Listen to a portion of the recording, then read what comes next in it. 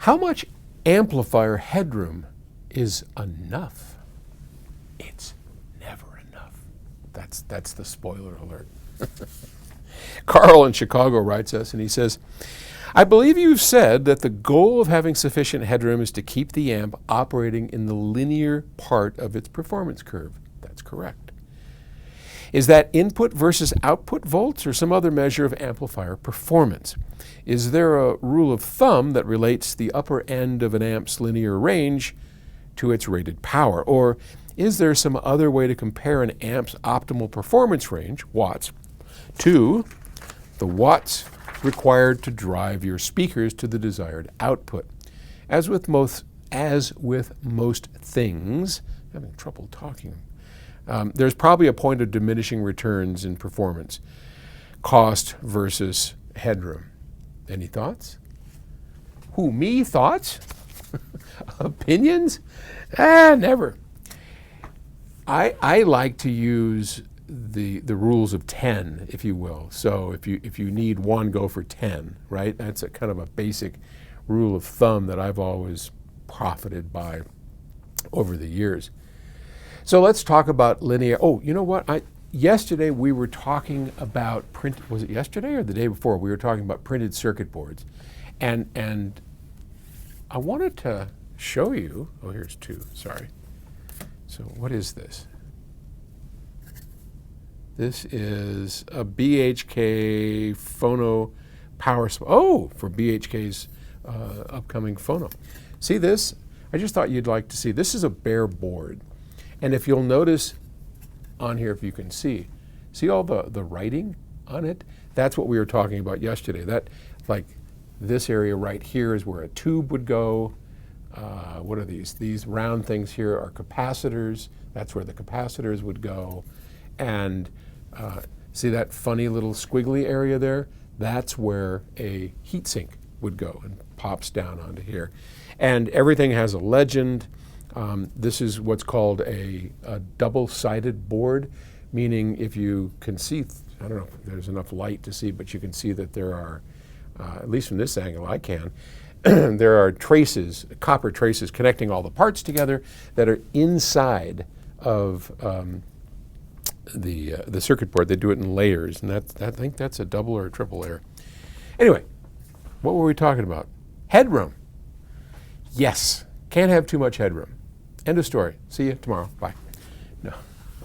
So let's talk about linear regions.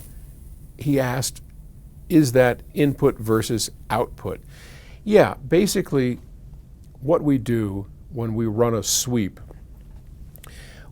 we sweep the voltage at all different frequencies.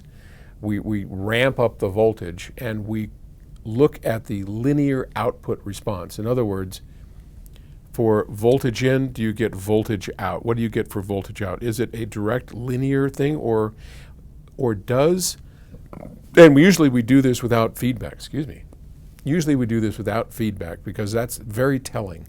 So if we have a circuit that can have no feedback, or maybe even a simpler way to look at this is an individual device. Take a vacuum tube or a transistor. When you run that individual device and you compare input versus output, well, we know the input is linear because we have test equipment that is providing a very linear ramp as it rises up in volume. And then we compare that to the output, and in a perfect world, that device should give an exact match on its output, but it doesn't.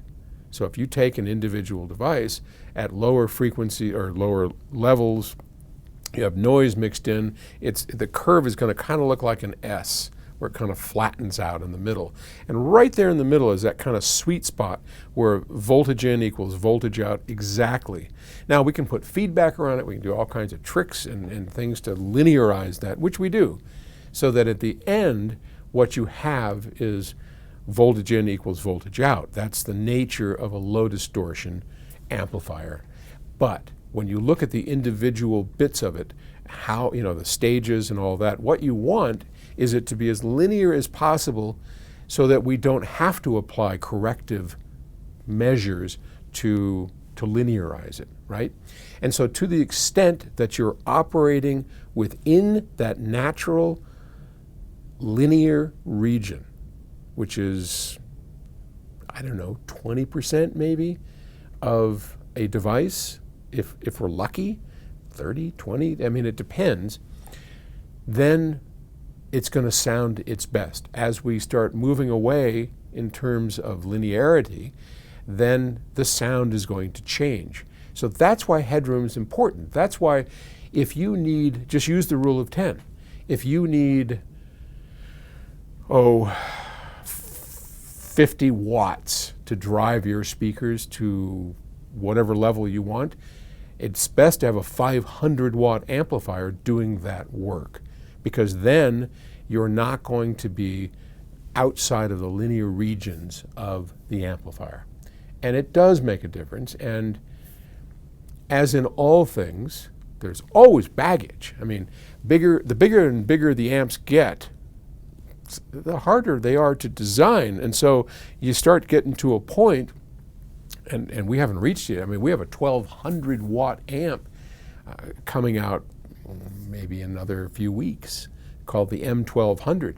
I mean, this sucker is got headroom up the yin-yang. And you know, as we're listening to it, I'm just gobsmacked at how much bass comes out of this amplifier. Its frequency response is completely flat. And yet, when you put this on a pair of bookshelves, so a great two-way system, and you play it like, holy crap! I mean, drums that get whacked. I've never heard anything like it. What's the difference? Headroom. Headroom. I know. I mean, it drives people crazy, but it's real. It's true. Okay. Hope that helped answer your question, and I'll talk to you tomorrow.